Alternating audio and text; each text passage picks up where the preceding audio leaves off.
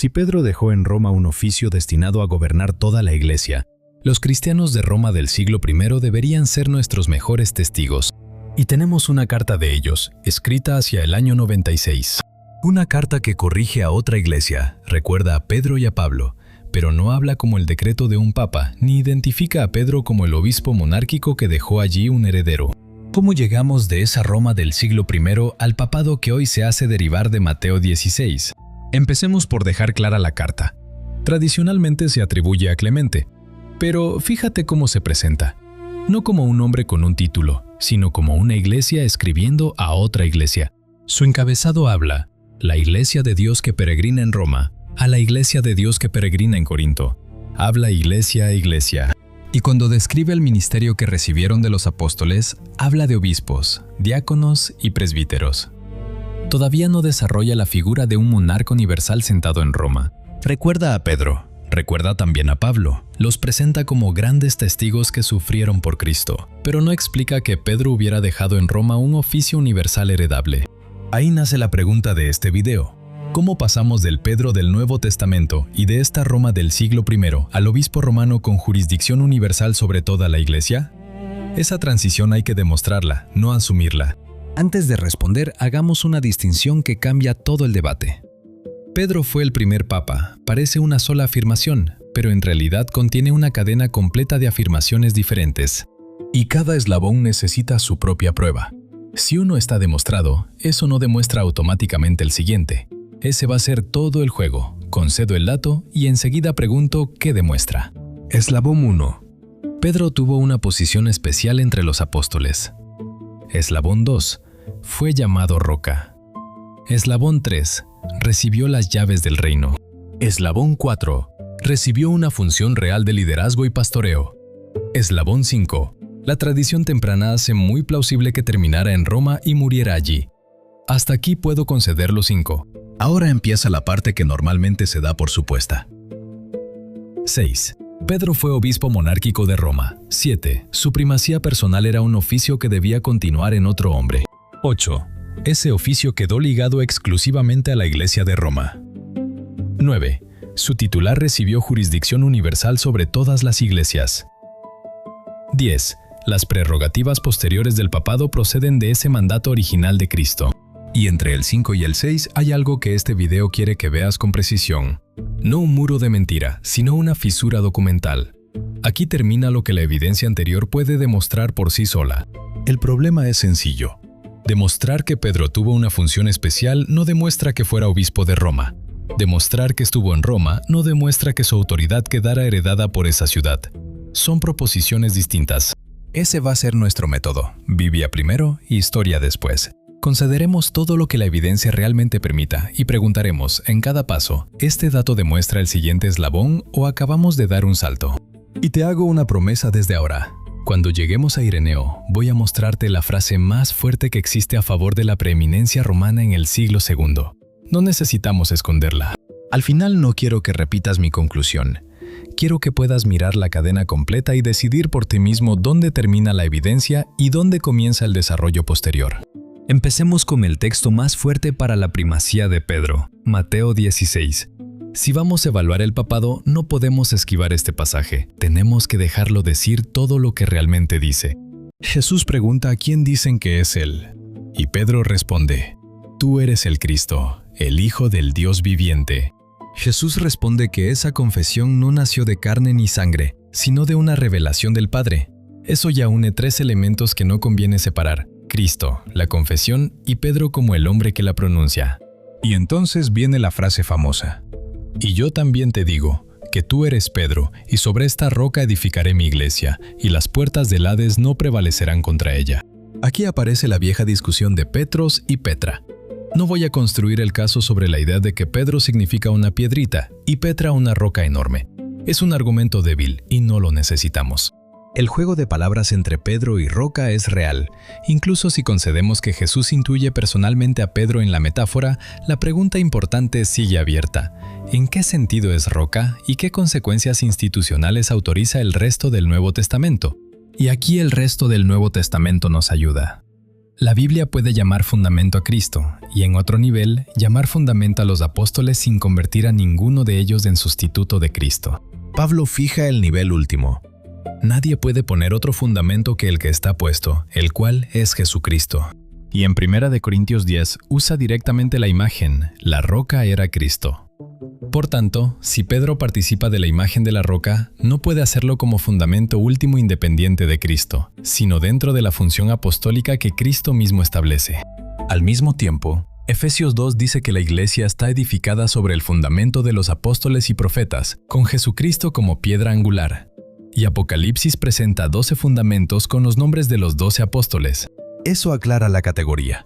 Pedro puede ocupar un lugar fundacional real dentro del testimonio apostólico sin convertirse por eso en el fundamento absoluto de la iglesia.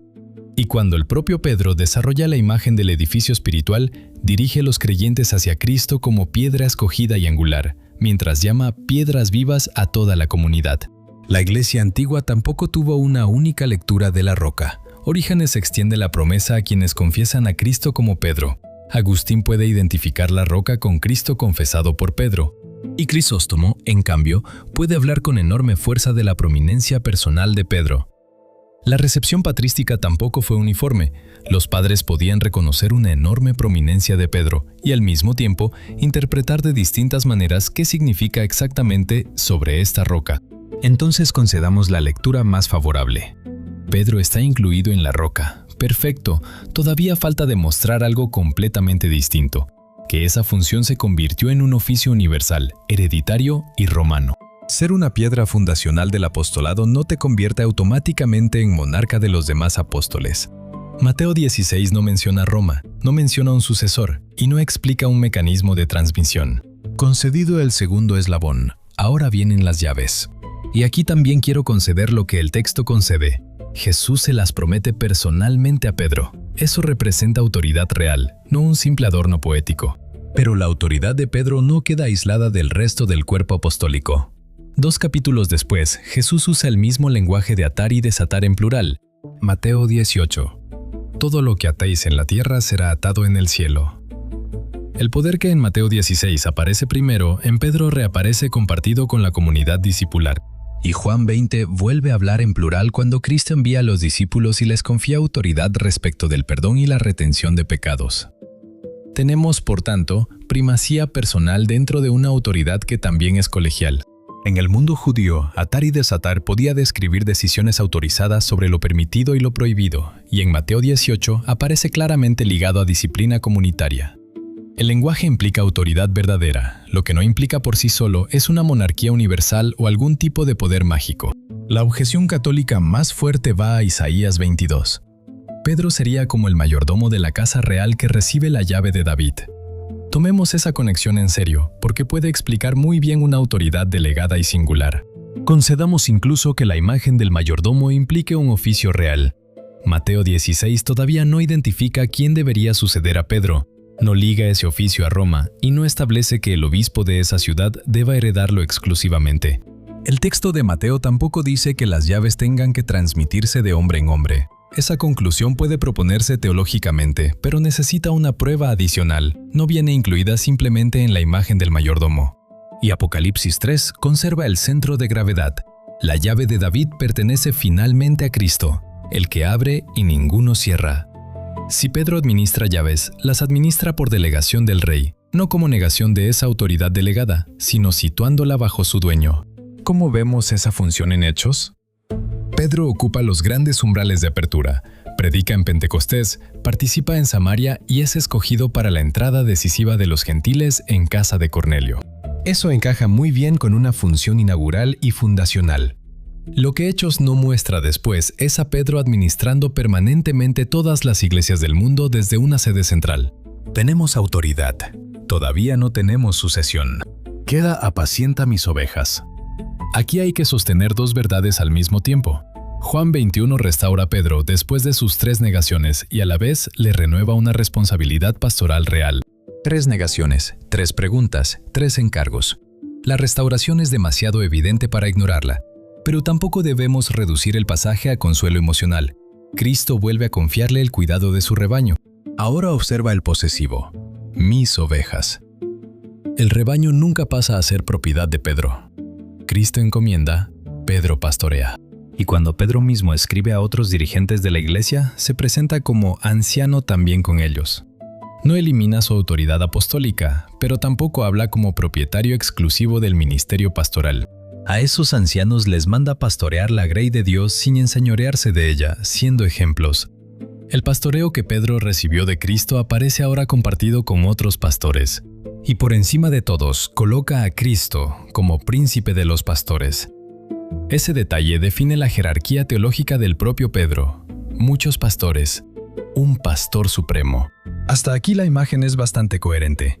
Pedro tiene una primacía real, personal y fundacional dentro del colegio apostólico. Eso es más de lo que algunos conceden, pero todavía no hemos encontrado una monarquía romana hereditaria. Roca, llaves y pastoreo. Todavía no tenemos Roma, ni sucesor, ni monarquía. Ahora dejemos las promesas y miremos la iglesia funcionando. Si la primacía de Pedro significaba jurisdicción monárquica universal, el resto del Nuevo Testamento debería ayudarnos a verla. Gálatas 2 reconoce una distribución de misión. A Pedro, de manera característica, el campo de la circuncisión. A Pablo, el de los gentiles. No son compartimentos absolutos, pero sí responsabilidades apostólicas diferenciadas. Y Pablo describe a Jacobo, Cefas y Juan como columnas. Pedro sigue siendo prominente, pero la escena no es la de un soberano que delega autoridad a subordinados. Es una comunión entre autoridades apostólicas reconocidas. En Antioquía ocurre algo todavía más revelador sobre la naturaleza de esa autoridad. Pablo enfrenta públicamente a Pedro cuando su conducta contradice las implicaciones del evangelio que ambos predican. Esto no refuta la primacía de Pedro, y mucho menos la definición católica posterior de infalibilidad, que no significa impecabilidad personal. Lo que sí muestra es que Pablo no entiende su propio apostolado como una autoridad recibida de Pedro ni subordinada a su aprobación permanente. Luego viene Hechos 15. Pedro habla con enorme peso y recuerda cómo Dios abrió la puerta a los gentiles. Santiago formula una propuesta pastoral a partir de esa evidencia, y la resolución se comunica corporativamente. La carta sale de los apóstoles y los ancianos, junto con la comunidad. No necesitamos convertir a Santiago en un antipapa. El punto es más sencillo. El primer gran conflicto doctrinal se resuelve de manera conciliar, no mediante un decreto personal de Pedro. ¿Y dónde estuvo Pedro todo ese tiempo? Aquí aparece un problema de mapa, no de teología. Sigamos sus pasos en el Nuevo Testamento. Cuando seguimos la cronología, Pedro aparece en Jerusalén, Judea, Samaria, Jope, Cesarea y Antioquía. Hechos 12 dice que salió a otro lugar, pero no identifica ese lugar como Roma. Y después de Hechos 15 la narración cambia de centro. Pedro prácticamente desaparece del libro, y Lucas acompaña a Pablo en la expansión gentil. Eso no borra a Pedro, muestra una misión que se descentraliza. La imagen que emerge no es Pedro irrelevante, ni Pedro emperador. Es Pedro como figura principal de la primera etapa, dentro de una autoridad apostólica plural. Hasta ahora hemos tenido a Jesús y a los apóstoles. Ahora tenemos que encontrar el oficio en la historia.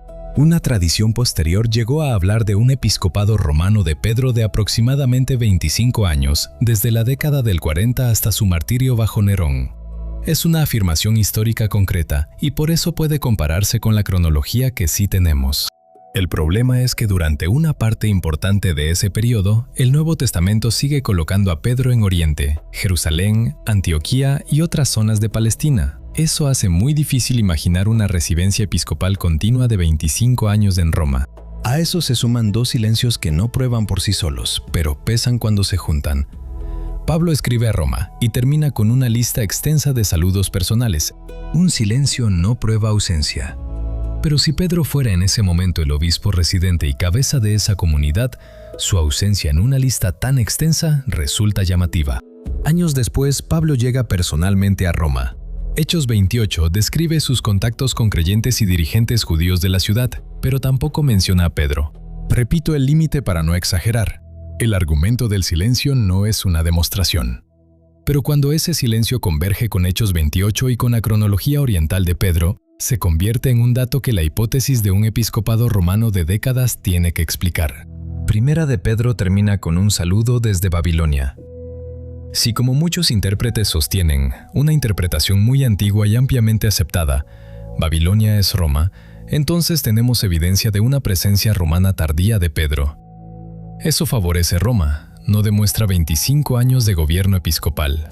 Y eso nos obliga a separar dos tradiciones que no tienen el mismo peso. La memoria de que Pedro terminó y murió en Roma es temprana. La cronología precisa de un episcopado de 25 años aparece mucho más tarde. Aquí conviene detenerse en una pregunta más grande. ¿Cómo narra el propio Nuevo Testamento el nacimiento de sus comunidades más importantes? Pongamos 5 sobre la mesa. Jerusalén. Ahí nace públicamente la comunidad cristiana, con Pedro y los 12 en el centro del relato. Antioquía. Empieza con creyentes dispersados desde Jerusalén y después es fortalecida por Bernabé y por Pablo. Corinto. Aquí sí tenemos el caso más claro de plantación apostólica identificable. Es Pablo quien dice, yo planté. Éfeso. Aquila y Priscila, Apolos y un ministerio prolongado de Pablo. Actividad y desarrollo apostólico identificables. Y llegamos a Roma. Cuando Pablo escribe, la comunidad romana ya existe, es numerosa y su fe es conocida. Pablo tampoco afirma haberla fundado, de hecho todavía no la había visitado. Cuando Pablo llega, encuentra una comunidad que ya existía. Y el relato del Nuevo Testamento no ha documentado antes a Pedro ni a ningún otro apóstol fundándola. Hechos 2 menciona romanos presentes en Pentecostés, así que es perfectamente posible que algunos llevaran el evangelio de regreso. Es una ruta plausible, no una identificación demostrada de los primeros fundadores. Y aquí aparece una anomalía histórica fascinante. El Nuevo Testamento puede mostrarnos el nacimiento o el desarrollo apostólico de Jerusalén, Antioquía, Corinto y Éfeso. Pero cuando llegamos a Roma, la comunidad ya está allí. Pablo no la fundó. Cuando le escribe, todavía no la ha visitado. Y el Nuevo Testamento jamás nos cuenta que Pedro la fundara. ¿Quién fundó esa comunidad? El Nuevo Testamento no lo dice. Y ahora observa la ironía. La sede cuya fundación petrina el Nuevo Testamento nunca narra será precisamente la sede que, siglos después, apoyará el reclamo de autoridad más extraordinario sobre Pedro, que su obispo es su sucesor exclusivo y posee por derecho divino primacía sobre todas las demás iglesias. Eso no demuestra que Roma careciera de vínculos apostólicos. Pedro probablemente terminó allí, y la memoria de su martirio es temprana. Demuestra algo más limitado y decisivo para este caso.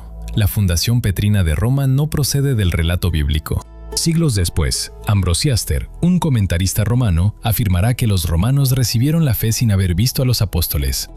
No usamos esa frase para reconstruir matemáticamente el origen de la comunidad, sirve para mostrar que una fundación personal de Pedro no fue una memoria histórica indiscutida. Y para jugar limpio, no niego que Pedro estuviera en Roma, ni que haya muerto mártir allí. La tradición temprana hace esa conclusión históricamente muy plausible. Primera de Clemente recuerda a Pedro y Pablo entre los grandes testigos que sufrieron. Otras tradiciones del siglo II y comienzos del III vinculan también a ambos apóstoles con Roma y su martirio.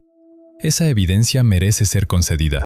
Pero esas fuentes tempranas prueban precisamente lo que dicen: presencia, predicación, memoria apostólica y martirio. No prueban automáticamente un episcopado monárquico de Pedro, ni una transferencia de jurisdicción universal a un sucesor romano. Este es el punto donde cambia el tipo de evidencia. Hasta Pedro en Roma podemos llegar con una probabilidad histórica razonable. Para pasar de Pedro en Roma a primer papa, necesitamos argumentos nuevos. Concedo el dato. Ahora dime qué demuestra. Ahora preguntemos a los documentos de la Iglesia antigua, no para exigirles vocabulario del siglo XXI, sino para observar cómo describen realmente la autoridad, el episcopado y la importancia de Roma. Primera de Clemente es un buen punto de partida, porque tenemos a Roma interviniendo en una crisis externa hacia finales del siglo I. La intervención tiene autoridad moral real, pero la carta habla en nombre de la comunidad romana y describe el ministerio con categorías colegiales. No expone una doctrina de un obispo romano con jurisdicción universal heredada de Pedro. Poco después, Ignacio de Antioquía escribe a varias iglesias y habla insistentemente del obispo local. Cuando escribe a Roma, sin embargo, no identifica a un obispo de esa comunidad. Ese silencio tampoco es una prueba matemática, pero sumado a Primera de Clemente, hace difícil proyectar sin más la estructura papal posterior sobre la Roma de finales del siglo I y comienzos del II. Y si alguien del siglo II puede acercarnos al papado, es Ireneo. Veamos hasta dónde llega. Ahora viene probablemente la evidencia más fuerte a favor de una preeminencia romana en el siglo II. No la voy a esconder. Primero, su lista episcopal no comienza diciendo Pedro, primer obispo. Dice que los apóstoles entregaron el episcopado a Lino y luego enumera Lino, Anacleto, Clemente y los siguientes. Segundo, cuando explica el origen apostólico de Roma, no habla de Pedro solo, habla de la iglesia fundada y organizada por Pedro y Pablo. Los dos apóstoles forman parte de la memoria fundacional romana de Ireneo. Y ahora la frase más fuerte. En una expresión muy discutida, Ireneo habla de la potiorem principalitatem de la iglesia romana y dice que las demás iglesias deben concordar con ella. Seré claro con lo que esto sí demuestra. Ireneo demuestra que hacia finales del siglo II, Roma posee enorme prestigio, una sucesión pública reconocible y una función normativa o referencial extraordinariamente importante. Eso es evidencia real de una primacía romana temprana, y no la voy a negar. La pregunta es, ¿eso equivale ya al papado definido posteriormente? Pedro I, obispo monárquico, oficio perpetuo, sucesión exclusivamente romana y jurisdicción universal por derecho divino. La respuesta no se asume, se construye a partir de la evidencia. Fíjate qué está haciendo Ireneo. Combate a los gnósticos y usa Roma como testigo público de la tradición apostólica conocida por todos. Incluso concediendo una fuerte preeminencia romana, todavía no ha demostrado que Pedro fuera su primer obispo monárquico ni que Cristo estableciera una jurisdicción universal hereditaria ligada exclusivamente a esa sede. Aquí conviene distinguir tres cosas que muchas veces se mezclan bajo la palabra sucesión: continuidad de ministros, continuidad pública de doctrina y una monarquía universal heredada por el obispo de Roma. Ireneo es evidencia fuerte para las dos primeras y evidencia de una primacía romana creciente. La tercera necesita más argumento. Y las diferencias posteriores en el orden y la identificación de algunos de los primeros nombres de las listas romanas aconsejan prudencia. Una lista de finales del siglo II no debe proyectarse hacia atrás, con todas las categorías posteriores, sobre los años 40 y 50. Jerónimo, ya en el siglo IV y desde dentro de la tradición latina, conserva otro dato importante sobre cómo se desarrolló el episcopado. En su carta 146 sostiene que presbítero y obispo eran originalmente nombres del mismo ministerio y que para frenar divisiones uno terminó siendo colocado por encima de los demás. Su ejemplo es Alejandría. Los presbíteros elegían a uno de entre ellos y lo colocaban en una posición superior. No está describiendo una cadena papal romana, está explicando un desarrollo disciplinario del episcopado. Y en su comentario a Tito, Jerónimo llega a decir que esa superioridad del obispo sobre el presbítero se debe más a la costumbre de la Iglesia que a una disposición directa del Señor. No forcemos esa frase. Incluso Jerónimo entiende que la configuración monárquica del episcopado tuvo un proceso de consolidación disciplinaria. No la presenta simplemente como una estructura institucional detallada por Cristo desde el comienzo. Y Jerónimo todavía añade algo relevante cuando compara Roma con las demás iglesias. Si hablamos de autoridad episcopal, el mundo es mayor que su capital. El obispo de Roma y los obispos de otras ciudades comparten una misma dignidad episcopal. Y esa distinción es crucial para nuestro caso. Antes de hablar de un primer obispo monárquico de Roma, tenemos que demostrar que esa forma precisa de gobierno existía allí en tiempos de Pedro. Un detalle de vocabulario ayuda a ver el mismo proceso. La palabra papa tampoco nació como un título jurídico exclusivo del obispo de Roma. Durante siglos, papa pudo utilizarse como tratamiento honorífico para otros obispos. El término por sí solo no demuestra la existencia temprana del papado tal como después se definió. Alejandría ofrece usos antiguos del tratamiento papa, y la tradición copta conserva ese título hasta hoy. También aparece asociado a otros obispos occidentales. Mucho más relevante que discutir cuándo se volvió exclusivo el sustantivo papa es observar cómo crecen las pretensiones jurídicas. En 1075, el Dictatus Papae de Gregorio VII formula afirmaciones extraordinariamente fuertes sobre la autoridad del pontífice romano. Entre ellas, que solo el pontífice romano puede ser llamado universal, que puede deponer obispos y que su sentencia ocupa una posición singular. No significa que el papado naciera en 1075, significa que podemos documentar una formulación cada vez más precisa de sus pretensiones. Esa es la trayectoria que importa, no ausencia total de autoridad romana y luego una invención repentina, sino crecimiento.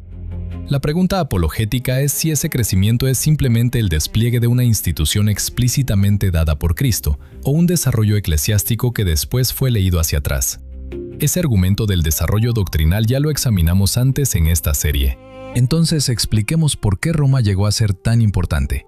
Porque su primacía histórica no necesita ser negada, necesita ser entendida.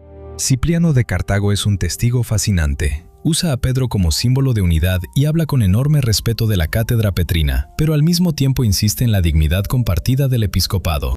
En su eclesiología, la unidad puede comenzar simbólicamente en uno, sin convertir a los demás apóstoles y obispos en simples delegados de ese uno. Y en Cartago aparece la famosa negativa a constituirse obispo de obispos.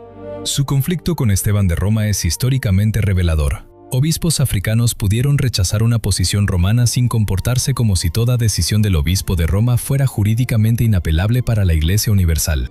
Eso nos permite observar algo importante. Cuando las reclamaciones romanas se hacen más fuertes, también encontramos resistencia cristiana a la extensión de esas reclamaciones. El desarrollo no fue uniforme ni indiscutido. Firmiliano, en medio de la controversia del siglo III, se queja precisamente de que Esteban de Roma se gloriaba en la sucesión de Pedro. Eso demuestra que el argumento petrino ya estaba siendo utilizado y también que su alcance era discutido. En los siglos IV y V, el lenguaje romano se vuelve cada vez más explícito. Con Dámaso y sobre todo León I, la relación entre el obispo de Roma y Pedro se formula con una intensidad mucho más cercana a la teología posterior del primado. No es una fotografía congelada desde Mateo 16, sino una trayectoria histórica.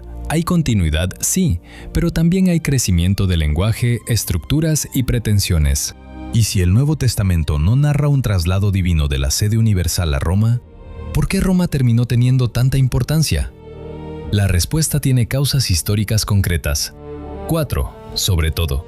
1. Era la capital imperial, un centro de comunicación incomparable, con todas las calzadas convergiendo en ella. 2. Era una comunidad numerosa, con recursos para ayudar a otras iglesias. 3. El enorme prestigio de la memoria de Pedro y Pablo, asociados a la ciudad y a su martirio. 4. El declive progresivo de Jerusalén como centro, tras la destrucción del año 70 y la revuelta de Bar Kokhba. No necesitamos negar la grandeza histórica de Roma. Su ascenso puede explicarse históricamente. La pregunta es, ¿cuándo ese prestigio se transforma en jurisdicción universal por derecho divino? Nicea en 325 también es instructivo. Su canon sexto presupone antiguas jurisdicciones regionales y compara las costumbres de Roma, Alejandría y Antioquía. No describe todavía a un obispo romano administrando directamente todas las iglesias del mundo. El concilio fue convocado por Constantino. Silvestre de Roma no asistió personalmente y estuvo representado por legados. El cuadro sigue siendo el de una iglesia con grandes centros de autoridad, no el organigrama jurídico universal que siglos después definirá Vaticano I. Ahora sometamos la teoría a una prueba histórica. No para decir que una sucesión mística se cortó, sino para preguntar algo mucho más concreto. Si el oficio petrino debía garantizar una cabeza visible e inequívoca, ¿qué ocurre cuando durante décadas la propia cristiandad occidental no puede identificar universalmente quién posee ese oficio? Durante el cisma de Occidente, entre 1378 y 1417, hubo obediencias papales rivales, cada una convencida de poseer al verdadero pontífice. La propia historiografía católica formula la pregunta con crudeza: ¿dónde estaba el verdadero papa? Durante años la respuesta no fue universalmente evidente. Y no estamos hablando simplemente de rebeldes contra Roma. Santos, teólogos, cardenales, obispos y reinos católicos sinceros terminaron obedeciendo a reclamantes diferentes. El Concilio de Pisa intentó acabar con dos obediencias y terminó produciendo una tercera línea reclamante. La crisis muestra hasta qué punto la identificación práctica de la cabeza visible podía volverse incierta. Constanza consiguió finalmente restaurar una obediencia ampliamente reconocida mediante renuncia, deposiciones y una nueva elección, la de Martín V. La crisis no demuestra por sí sola una ruptura metafísica de la sucesión. Demuestra algo más modesto y verificable. La identidad del supuesto sucesor visible de Pedro no fue siempre universalmente identificable.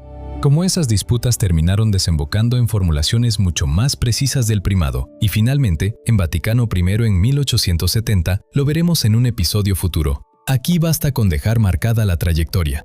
Ya no necesitamos otra fuente, necesitamos regresar a la pregunta inicial. Volvamos entonces a la cadena. Esta vez no para repetir todo el video, sino para separar con precisión lo demostrado de lo que todavía necesita una prueba. Pedro fue prominente, sí.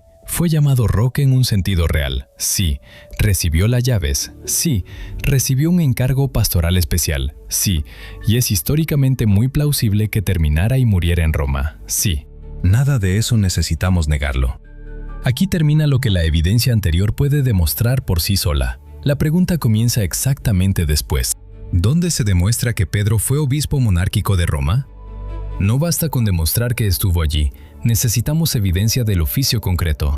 ¿Dónde establece el Nuevo Testamento que la primacía personal de Pedro debía continuar necesariamente en un sucesor individual después de su muerte? Ese es otro eslabón. ¿Dónde se identifica a ese sucesor con el obispo de Roma de manera exclusiva? ¿Por qué Roma y no otra iglesia relacionada con Pedro? ¿Y dónde se le concede jurisdicción ordinaria sobre todos los demás obispos? Roma puede intentar completar esos eslabones apelando a la tradición y al desarrollo doctrinal. Ese es otro argumento, y merece ser evaluado como tal. Lo que no podemos hacer es tomar esa conclusión posterior y decir que ya estaba completa dentro de Mateo 16. Ese es el punto de todo el estudio. Un eslabón verdadero no presta automáticamente su evidencia al siguiente, la cadena tiene que probarse completa. Y cuando ordenamos cronológicamente la evidencia, aparece un proceso. Primacía apostólica de Pedro, memoria de Pedro y Pablo en Roma, creciente prestigio de la Iglesia romana, sucesiones episcopales usadas para defender la doctrina pública, reclamaciones de primacía cada vez más fuertes y, siglos después, definiciones jurídicas mucho más precisas. El anacronismo ocurre cuando tomamos la forma final de ese proceso y la colocamos completa dentro de la primera escena, como si todo el aparato posterior estuviera ya sentado junto a Jesús en Cesarea de Filipo. Por eso mi conclusión no es que Pedro fuera irrelevante, es exactamente la contraria. Pedro fue demasiado importante como para convertirlo retrospectivamente en algo que los textos del siglo I no muestran que fuera. El primer papa, entendido como monarca romano universal y hereditario, no queda demostrado por la evidencia apostólica. Pero un estudio cristiano no puede terminar simplemente diciendo lo que Pedro no fue. La pregunta más importante es, ¿hacia dónde dirige realmente el Nuevo Testamento la seguridad de la Iglesia? Piensa en quién fue Pedro. Roca apostólica, columna, pastor y testigo. Y todo eso apunta más allá de él. Primero, hacia Cristo como fundamento último. Nadie puede poner otro fundamento que el que está puesto, el cual es Jesucristo. Segundo, hacia Cristo como pastor supremo. Pedro mismo habla del príncipe de los pastores. El rebaño puede tener muchos pastores humanos, ninguno reemplaza al pastor que sigue vivo. Y Hebreos nos lleva todavía más alto. El Nuevo Testamento sí conoce un verdadero sumo pontífice, teniendo un gran sumo sacerdote que traspasó los cielos, Jesús, el Hijo de Dios. El contraste de Hebreos es poderoso. Los antiguos sacerdotes eran muchos porque la muerte les impedía continuar. Cristo, en cambio, permanece para siempre y posee un sacerdocio permanente. Por eso puede salvar perpetuamente a quienes se acercan a Dios por medio de Él, viviendo siempre para interceder por ellos. Su sumo sacerdocio no queda vacante y no necesita un sustituto. ¿Y dónde ejerce ese ministerio? A la diestra de la majestad en los cielos, como ministro del verdadero santuario. Hebreos levanta los ojos de la Iglesia, no hacia una sede terrestre, sino hacia Cristo vivo ante el Padre. Esto no niega que Cristo haya dado pastores, ancianos y obispos a su Iglesia. El punto es otro. El fundamento último, la mediación salvífica, el sumo sacerdocio celestial y el pastoreo supremo permanecen en Cristo. Por eso, después de discutir quién pudo heredar qué autoridad de Pedro, el Nuevo Testamento nos obliga a levantar la mirada. La seguridad final de la Iglesia no depende de que un hombre mortal ocupe permanentemente una silla. Depende de que Jesucristo vive, reina e intercede. Pedro fue grande. Apóstol, columna, testigo, pastor y mártir. No necesitamos quitarle nada para cuestionar el papado posterior. Precisamente porque queremos respetar a Pedro, debemos dejarlo ser lo que los textos dicen que fue. Pedro murió. Cristo vive, y Hebreos no nos manda a buscar al sucesor de un apóstol para encontrar a nuestro sumo sacerdote. Nos manda a mirar al cielo, a un pontífice vivo delante del Padre, Jesucristo. En el próximo episodio seguiremos el desarrollo de esa autoridad romana hasta las definiciones mucho más precisas de la supremacía y la infalibilidad papal, especialmente en Vaticano I, en 1870. Y ahora te toca a ti. Si crees que alguno de los eslabones del 6 al 10 sí puede demostrarse, no me dejes una etiqueta. Déjame el texto bíblico o el documento histórico. Lo revisamos. Y si crees que la cadena se rompe, dime exactamente dónde. Y no me creas a mí. Haz lo que hicieron los bereanos. Examina el texto y comprueba si estas cosas son así. La verdad no necesita que le tengamos miedo a ninguna fuente. Nuestra seguridad no está en forzar a Pedro para encontrar un monarca donde el texto no lo muestra. Está en mirar a aquel a quien Pedro mismo confesó: tú eres el Cristo, el Hijo del Dios viviente. Si este expediente te sirvió, suscríbete. En esta serie estamos siguiendo las doctrinas documento por documento, sin caricaturas y sin miedo a conceder lo que la evidencia realmente dice. Nos vemos en el próximo.